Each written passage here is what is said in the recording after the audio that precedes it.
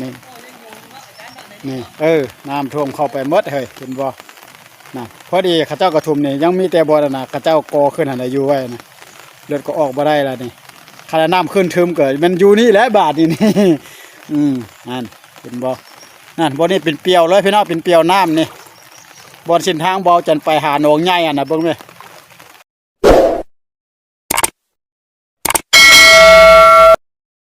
ครับทักทายสบายดีพ่อแม่พี่น้องที่เข้ามาติดตามรับเบิ่งรับชมวันนี้บ่อจันสิมาอัปเดตแต่เช้าให้พี่น้องได้เบิ่งเพราะว่าน้ำท่วมเส้นทางบ่อจันเข้าออกหมดแล้วพี่น้องไปบ่ได้มาบ่ได้เลยเดี๋ยวนี้อยู่กลางเกาะเลยพี่น้องอ่ะ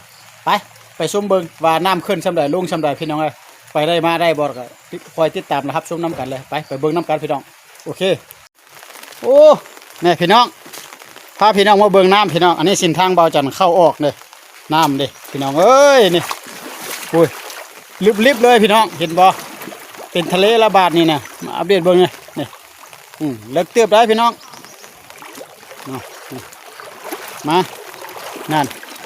ฝากที่ว่าบ่จันไปเป็นแต่น้ำมดเพราะว่าบ่จันก็ตื่นมาน่ะพอน้ำอยู่นี่มันท่วมแบบบ่มีหาดบ่มีแกงมันบ่ฮู้ว่ามันน้ำมายามใดบ่จันตื่นมานี่เบิ่งนี่พี่น้องนี่น้ำเห็นบ่พี่น้องอันนี้นะเส้นทางเนี่ยรถจักรยังใครแต่จอดอยู่เทิงนี่คันหนึ่งก็เข้าอยู่ในเฮือนพุ่นน้ำฮอดอยู่ดีแล้วพี่น้องเอ้ยอันนี้เบาจันทมดินขึ้นสู่เราซ้ำนี่ดิมาพาพี่น้องรอเอาเบิ่งอันนี้บรรยากาศสายฝนเด้อฝนยังเล่นอยู่เด้อพี่น้องฝนยังเล่นอยู่น้ำยังก็ยังบ่เซาเถอะยังขึ้นอยู่พี่น้องเอ้ยแต่เบาจันไปใส่มองไว้ได้อยู่พูนนะแต่บ่ฮู้ว่าจะพาพี่น้องไปเบิ่งพี่น้องเอ้ยนี่เบิ่งน้ำกันพี่น้องเบิ่งแม่เลิกขนาดเฉพาะนี่วันนี้เป็นเปียวพี่น้องเอ้ยโอ้เป็นบ่นี่พี่น้องรถเพิ่นก็ออกบ่ได้แล้วนี่น้ำท่วมเข้าไปหมดเฮ้ยเป็นบ่นะพอดีข้าเจ้ากระทุมนี่ยังมีแต่บ่อนะข้าเจ้ากอขึ้นหันอยู่ไว้นะรถก็ออกบ่ได้แล้วนี่ขนาดน้ำขึ้นทึมเกิดมันอยู่นี่แหละบาทนี่นั่นเป็นบ่นั่นบ่อนี่เป็นเปียวเลยพี่น้องเป็นเปียวน้ำนี่บ่อนเส้นทางบ่อจันไปหาหนองใหญ่อ่ะนะเบิ่งเลยบ่แม่นทางรถแล้วเป็นทางน้ำระบาดนี่นะเห็นบ่พี่น้องโอ้น่ะอันนี้บรรยากาศเด้อบรรยากาศตอนเช้ามาอัปเดตให้พี่น้องเบิ่งโอ้ทุ่งนานี่พี่น้องบ่เห็นเลยล่ะทุ่งนาน่ะน้ำลิบมัดเก่งแซะละแต่ว่าน้ำอยู่นี่คันว่าฝนบ่ตกแล้วก็มันแห้งลงไวพี่น้องท่วมก็ท่วมไวแห้งก็แห้งไวคันว่าฝนตกแบบนี้อยู่นี่ก็สิบ่ได้ท่วมง่ายๆเด้นี่เบิ่งแม่เพิ่นเฮ็ดหนองป่าได้แต่ว่ายังใครแต่เพิ่นยังบ่ได้ใส่ป่าเทื่อนี่นะคันใส่ป่าก็เทว่าเสร็จเรียบร้อยพี่ออกหมดพี่น้องป่าออกหมดมีแต่ป่าไม้จะไม่อยู่เท่านั้นแหละนี่ท่วมเพิ่นก็เฮ็ดคันคูขึ้นสูงหน่อยนึงได้แต่ก็ท่วมลิดเลยโอ้นั่นเลยเนาะ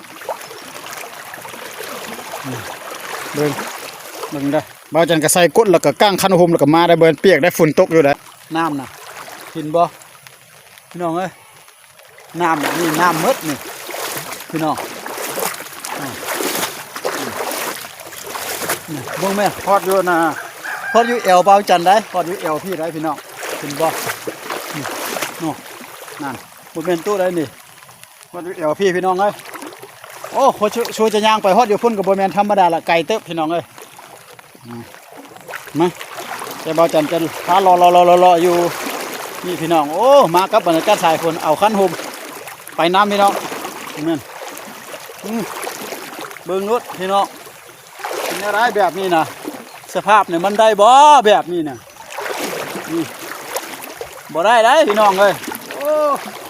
เอาก็บ่ได้ว่าจังซี่จังซั่นนะพี่น้องเนาะก็มาอัปเดตให้พี่น้องได้เบิ่งดอกก็มันก็แค่ว่าท่วมอยู่แต่ว่าก็บ่ได้ท่วมฮอดบ้านฮอดเฮือนพอแต่ว่ายังอยู่ได้บ่ได้ยับย้ายใส่สวยนะอย่าคอมเมนต์ด่ากันเด้อพี่น้องเนาะมาอัปเดตให้เพราะปีนึงต่อเทื่อนึงเหลือ2เทื่อประมาณนี้ล่ะปีนี้เทื่อเดียวนี้ที่ว่าน้ำท่วมมาอยู่แถวนี้นะแต่ละปีนี่2เทื่อ3เทื่อแต่ปีนี้นะหากับครั้งแรกปีนี้นะปี2026นี่นะมื้อนี้วันที่เท่าไหร่วันที่8เนาะเพลงวันที่8ว่ามื้อนี้นะวันที่8นี่เดือน8นี่ วันที่8เดือน8 2026พอได้เจอน้ำขึ้นเลยพี่น้องไปใส่มาใส่บ่ได้พี่น้องบึดนึงนี่เบาจันก็บ่ได้อยู่ได้เอาแหเอามองเกียมแล้วก็ลงแถวนี่ได้คันว่าฝนตกแล้วก็น้ำเซาแล้วนี่ปลาเข้าดีได้หรืออยู่ทงไห้ทงนาพี่น้องบ้านน่ะใส่เบ็ดได้แล้วบาดนี้น่ะพี่น้องปลาเข้าแล้วได้ขนาดน้ำแห้งน่ะโอ้พี่น้องเอ้ยโอ้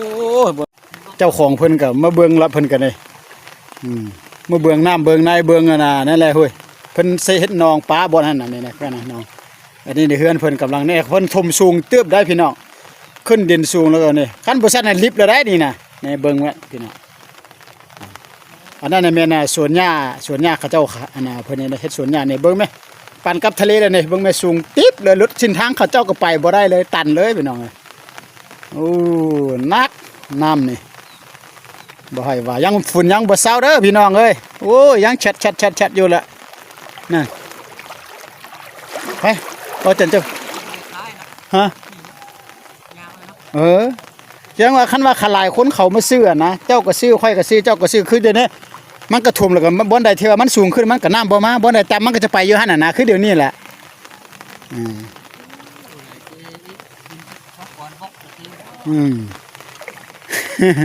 นี่ซ้ำนี่แหละ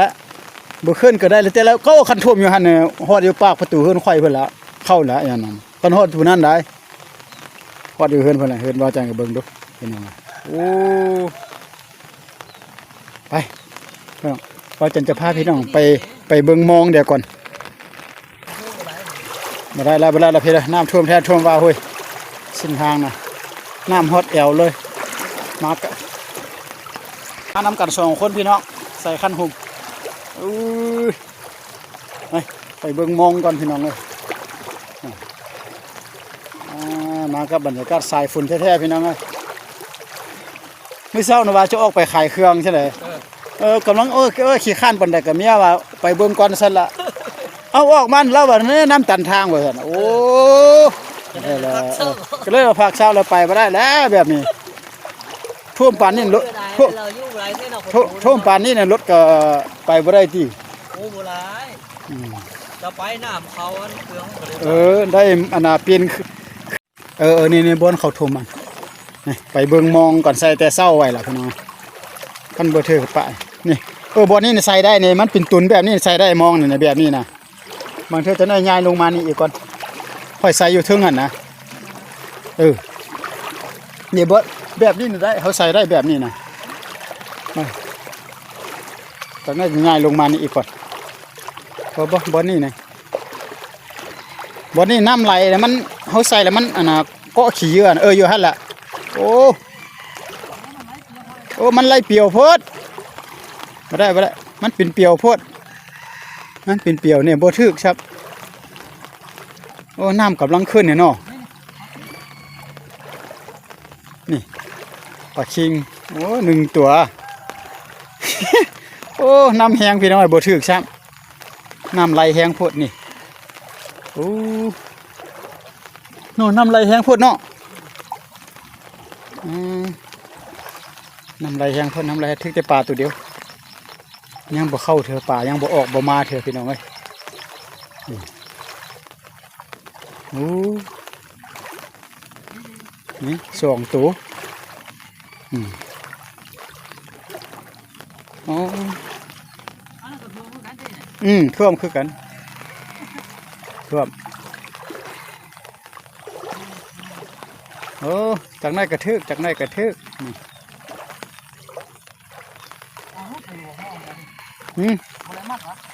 มัดหรอบ่มัดอยู่มันรุดเลยตีมันรุดแล้วเห็นไหมมันรุดแล้วมัดให้เนี่ยดึงขึ้นมือแล้วก็มันมัดใส่ปลายหญ้าเด้มันรุดเลยเด้บ่นี่ได้อยู่บ่นี่นะโอ้ใส่ปลาอีกก่อนมีแต่อยู่ปลายหันเดามันเปี่ยวเนี่ยบ่นี่มันเป็นตุนไว้เด้ปลาบนเก่ากันมื้อนึงน้ำแห้งลงไปจะง่ายลงไปอ่ะมัดอยู่หั่นล่ะใส่อยู่บนเขียดเฮามันหญ้าหลายแล้วก็มันมีขี้เยื่อหลายนะมันบ่ถึกมันน้ำใหม่เนี่ยคันมันเศร้าแล้วหญ้าบ่ไหลนี่ถึกอยู่นี่เฮือนไอ้จะบ่นี่ท่วมเฮือนอันแถวไอ้ใจอยู่หั่นแห้งท่วมเลยอยู่หั่นน่ะเฮือนเราอั่นน่ะมันต่ำกว่าเฮือนเฮาอีกเลยเลี้ยงงัวเหรอบ่แม่น นี่ผู้เลี้ยงงัวอยู่นี่นะ นี่ปะนี่ ผู้น่ะขายเครื่องกินสุกอันนั้นนี่อันนั้นของเราแหงท่วมหลายอยู่หั่นน่ะท่วมกว่าไทยเฮาแม่นของเราน่ะเขามันครบนี่เหรอจานครบมันเป็นนี่เหรอก บอยู่หั่นแหละพี่น้อยถึก3ตัวป้าไว้ก่อนบ่นึงจึงจะมาเก็บเอาเลยนี่ป้านี่แหละบ่นึงจะเอาอันน่ะทงมาแต่มาเก็บเอาพี่น้องป้าได้เกินอยู่เจหั่นนะเมื่อกี้นี่อยู่เจบ่นี่นะอยู่เจนี่แหละมีกบมันน่ะนี่บ่นี่เขาท่วมซื่อได้เขาท่วมซื่อได้บ่ซั่นนี่น้ำท่วมหลายได้ คนเศร้าเลยใช้เลยถือบ่อ อีมงน่ะอยู่แถวรักษาเอ็ดนี่ก็มีแถวทางงอนก็มี นี่ข้างอยู่นี่มอง อยู่ห้านบ่อนห้านอันน่ะห้านขายบ่อนนี่ก็มีนะ ทางเก็บ บ่อนนี่นะมื้อเช้ามากบบักละลายนะนี่มันโดดลงเบิ่งแม่เดี๋ยวนี้กันนี่ เยอะ กบใหญ่น่ะมันมากองอยู่ในเฮามาแล้วก็โดดลงปุ๊บเดี๋ยวนี้ควางแหก็ยังบ่ถึกเทื่อมันนำอันนั้นนี่มันโทรหมดบ่อนนี่เห็นบ่ทิศทางอันน่ะบ่จันเข้าอ้อนั่นแหละอันนั้นก็ไปบ่ได้เลยนี่กายหัวเข้าขึ้นไปพี่น้องนี่นะฮอดกันประมาณนั้นนี่ไปพี่น้องบ่จันก็มาอัปเดตบรรยากาศสายน้ำสายฝนนี่ก็ซ้ำนี่ก่อนพี่น้องเอ้ยให้พี่น้องได้เบิ่งเนาะบ่ถึงจังน้ำขึ้นอีกก็จะอัปเดตให้เบิ่งอีกแต่เดี๋ยวนี้มันลงน้อยเดี๋ยวพี่น้องประมาณ20เซนแต่ว่าฝนยังตกอยู่ยังบ่เซาแต่มันจะขึ้นอีกบ่เอาขอบใจที่เข้ามาติดตามรับชมเบิ่งแล้วฝากไลค์ฝากแชร์เด้อพี่น้องประมาณนี้แหละพี่น้องเอ้ยบรรยากาศสายฝนน้ำท่วมปลาสายหากินขอบใจพี่น้อง